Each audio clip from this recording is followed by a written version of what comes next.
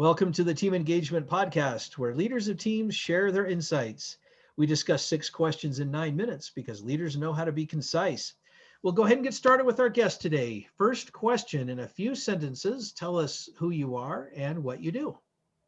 Yeah, well, my name is Michael Mandeville. I typically go by Michael J. That way people call me Michael and not Mike. That's a nice little tidbit for you. And I have been in essentially IT service management for almost 15 years at this point. That's kind of, I usually like to tell people the list of what I do is a lot longer than the list of what I don't do. In addition to like my full-time work has always been IT service management, managing help desks or support desks or an application center. But I also have my own DJ business. I do photography, graphic design. I do social media marketing. I'm very familiar with IT consulting. And especially recently, my woodworking has picked up. So now I build a lot of stuff out of reclaimed palette. So I'm typically ripping apart a palette and making something cool out of it. But at least when it comes to leadership, I lead IT teams. That's what I do is I lead technical people. You are a Renaissance man, to say the least. Yes. Fantastic. Question number 2, what's the best thing about working with the team? My favorite thing about working with a team and working with others has always been the collaboration aspect of it. I'm a verbal processor, which can tend to drive some people nuts, but I need to bounce ideas off of people. I want to hear their feedback. I want to see what their face does. Anytime I make a big process change, I like finding the person who's done it that way the longest or who I know I'm probably going to have the hardest time with. And I want to bounce it off them first because I want to hear every single problem they have with it to make sure that I know, okay, what do I have to attack?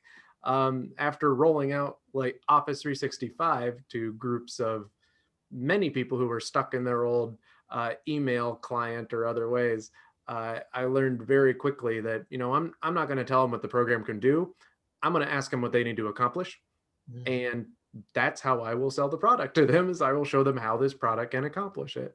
And that's one of the greatest things with working with a team is you always have someone who you can go to or who can come to you. And there's always some collaboration. If it's a difficult idea, you can throw ideas out there and see what everyone says. If you have a question, you can throw it out there, see what other people's questions are. And when as a leader of a team, when one of my people asks a question, I want them to ask it in front of everyone else. And often I share their question with other people because if one person has it, chances are a bunch of other people do as well. Very good points. I really like how you've shared all of those ideas because I of course agree with them. Collaboration is such a critical piece that often gets overlooked, but thank you for sharing those. Yeah. Question number 3, I hear from other leaders of teams that it can be a challenge to get team members engaged. Tell me your thoughts. I think that I definitely agree. It's always a challenge to get team members engaged, and especially in IT, where predominantly most of the people I work with are somewhere on the introvert scale, from little introverted to extreme introverted. There's not many people who are more extroverted like me. So engagement, though, I think the biggest key to engagement is we define it a certain way. And I'm all into reframing expectations, like reframe what engagement means. Maybe they're not a cheerleader. Maybe they're not, swinging the banner of the company over the building, or maybe, they're not giving kudos to every other employee, but are they engaged in what they're doing? Are they engaged with the work?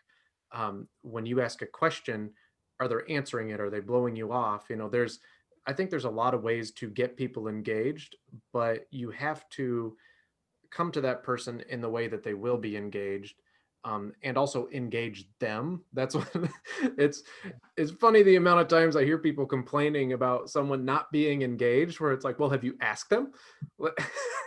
It's so simple, right? Right. Just go out, ask them what their thoughts are. Maybe they actually have a really good opinion. They're just too afraid to share it because, again, in my line of work, everyone's an introvert. No one is going to step out and say, hey, I have an idea. Right.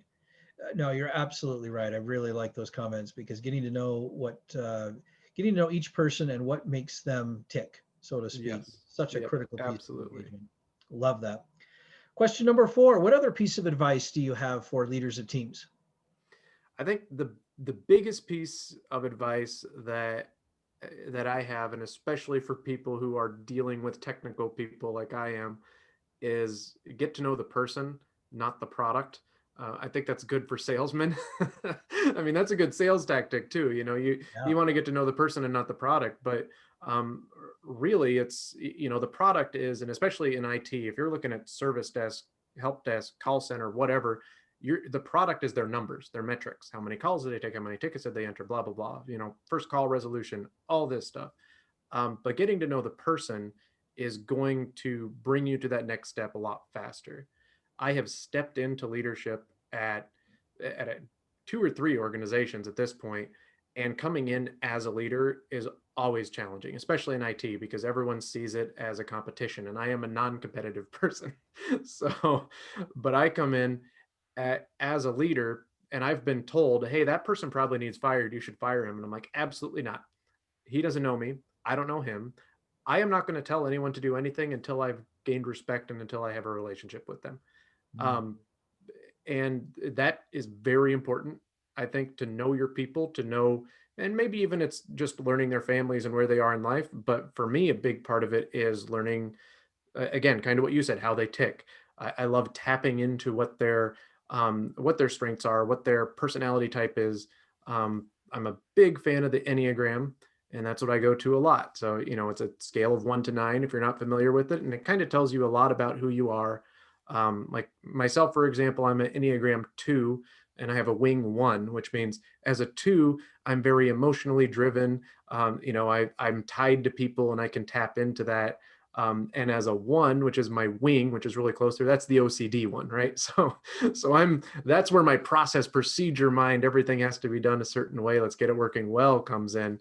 That's where the dishes left in the sink drive me insane when I walk into the house. But the 2 is the relator. Like I want to build relationships with people, and learning that the people I work with are on this scale, and then how I interact with them. And if it's Myers-Briggs, great. If it's strengths, great. You know, it finds something. If it's a Harry Potter house, you know, if I'm a Ravenclaw, okay, I know how Gryffindors act. You find something to figure out how your team interacts, how they will react to changes in process. You know, I've led a lot of people who I could say, hey, we're going to do it like this. And they go, okay. And I've led people if I said, hey, we're going to change this. And they go, no, I'm going to do it my way. That's going to slow me down. And knowing who those people are, okay, I know I have to give them further explanation to this group of people, these people I won't. That just makes it so much easier. Mm. Um, every time I talk to people, especially in my current position, leading a call center, I talk to people and they're just like, oh, how's morale? Yeah, leading a team is, oh, it's just rough and they don't want to do their work. And I'm just like, I don't know what you're talking about. My team's great. They're great workers. They're awesome. They're solid. But a lot of that comes because I've gotten to know them. I've built that respect with them. And that goes further than anything anything else you can really possibly do. Um, and for, you know, for leaders in IT, it's I've noticed many times many leaders in IT get stuck on this notion of responsibility equals authority, and so they want a big team of people because that means that they're doing good. That's their status symbol, but that's not necessarily true. Um, if I can tell you what you're not doing well because the people you manage are telling me what you don't do well and what you're not good at, then, you know, maybe that's something that you don't do well. Own what you don't do well so you can recognize what you do well, focus on what you do well, and learn that about your people as well. You know, I don't want to be told to program anything. I don't want to be told to sit down and write something in C#. That's going to suck the life out of me. I know that will. But if you tell me to walk in front of those people and communicate, go go tell them a cool new feature of our software, okay, I don't have to know the developers who did it. All I have to know is a few guidelines, and I will walk out there and I will sell and I will have fun and I will interact and I will engage. And as soon as someone asks me a question I don't know, I'll say, that's a great question. I will find out that answer and we'll get back to you on that. Let me keep talking about the cool things. And that's something that I do well. So I'll happily take all this coding responsibility and hand it to someone who I know is good with it. Um, but I also want, you know, other leaders to give me that same grace. Like, hey, I notice you're not great at coaching people off of some of the insight we're given. Would you like me to take that off your plate? Here, can you take this from me? I'm not good at this. You're awesome at it. You're not good at that. Let me take that from you. Let's work together. We're a team. We all have the same goal. We all have the same product, as it will, right? But for me, and my product has always been my people. My customers are my agents. My customers are the techs. We might have customers outside of that, but my customer is my agent. And so I have to, in customer service, I can't only think about their customer, I have to think about my customer. Because if my customer is doing well, their customer is doing well.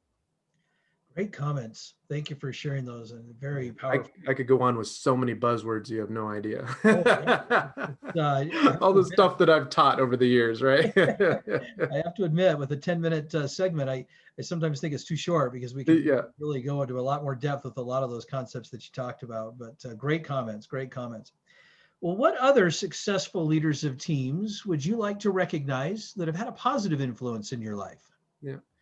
So I always have two that come to mind, and my first is my father. He's very an independent insurance agent in Montana. That's where I grew up, and just an awesome ethical leader. Where when I started my own business at the age of 13, I had no hesitation I was like, yeah, I know how to run a business. And I was watching, these other DJs try to do things. And I'm like, they have no idea how to run a business or interact with people. I can do that in my sleep. That was how I got started. And the funny thing is here I am, so many years later, 20 years later at this point, and I'm still thinking the exact same thing when I see other DJs. They're just like, man, how do you run a business and not know how to connect with people? How do you not know how to do this? So I think my dad really put a lot of that into me, whether he would acknowledge that or not. I learned a ton from my dad. And the other one I think is he was kind of like my, I guess you could say my first real boss. Like I went to college and I got a job at the IT department while I was in college, and he was my boss, and he found out really quickly that he could keep me engaged for about 3 months. Like even as a 20-year-old kid, I was coming to him 3 months. I'm like, hey, I'm bored. Do you have more responsibility for me? 3 months later, hey, I'm bored. Do you have more responsibility for me? And his name's Bill Vriesma. Right now, he's a service desk manager for the Michigan Supreme Court, and he just he never really shied away from that. He would find something and give it to me. And eventually I was a student who was managing other students, some of whom were older than me. I was training people who were coming in. And then when I graduated, the college had to let me go because I wasn't a student anymore. And he needed someone else to fill a full-time position, and kept poking and poking at his superior. And they said, we can't afford to bring someone in and train them. There's too much downtime. And he's like, Michael has been gone for about 9 months. Let me bring him back. I don't have to train him. And that's what they did. And that turned into the next 10 years of my career, was managing the service desk. I ended up taking a lot of what he was doing, and I ended up leading a team of 60 students across 3 to 4 different positions at certain time. I never had an employee for longer than 3 years because they're college students. Right. And so I got really used to hiring and bringing people in, interviewing, training, coaching, mentoring, and shipping them out and preparing them for the real world. That became my passion. But I never would have been able to do that if I didn't have a boss who didn't shy away every time I asked for more responsibility. Wow, He enabled me to take those steps. yeah. And it was, yeah. So I owe a lot to Bill, and I love Bill. Every time I get to see Bill, it's like always a sit down and pick up right where we left off, like old friends. And that's how you know when a boss is good. I have some bosses I never want to talk to again, but I will happily reach out to Bill whenever I need to. Well, that's fantastic. Thank you for recognizing both of those individuals. And you've kind of touched on it a little bit, but our last question is always, tell us about your first jobs. Tell us a Yeah. little bit more about that. Well, and it's funny because really my first job, what I actually recognized as my first job, was working for my dad, and I was doing data management at the insurance agency. So they needed to archive files. So I was going through insurance files, old documents, and cleaned out, I think, 2 full storage units, just stacked floor to ceiling of papers. bankers boxes and such, and I scanned them into a system, cataloged them, and they kind of had a naming scheme. And eventually I was like, this naming scheme makes more sense this way. Can I do the folders this way? And got into the folder structure in the organization, which really kicked off my organizational mind and kind of my procedural mind too, you know. And then yeah, when I was in college and I got the job at the help desk, and I thought it was kind of a different position, and I was like, I'm not an IT support person. I have a film degree. I have a degree in film studies. That's what I have a degree in. I love creative writing. I love film. I love speaking with people. And I started in IT, and it's like, yeah, I I'm good at IT. I love IT, but I'm passionate for people, and that was what kind of awoke that. So it's interesting where it's like both of those jobs in different ways set up what I tell people is when people are like, what are you passionate about? It's like, I'm passionate about people, process, communication, procedure. That's me. That is great. And I like that you found your passion through some of those early jobs, because that is something that a lot of people lack. They haven't worked and they don't know where to find it. So, Michael, thank you so much for being on the podcast today. How can people find you? So easiest way to find me is probably going to be on LinkedIn. Now there's a lot of Michaels on there. So I'm Michael J. Mandeville. So I think it's LinkedIn, what is it, /in, I believe is how they do the URL. And then just Michael J. Mandeville, all one word. And so LinkedIn, I'm out there presence, right? So my DJ name is DJ Gem. That's ZHEM, because ZH makes a J sound. So Gem like gemstone. So I have Facebook.com/DJ Gem. I'm also on Instagram. I have my building Mandebuilds, because my last name is Mandeville. So my building page is Mandebuilds. So MANDE builds.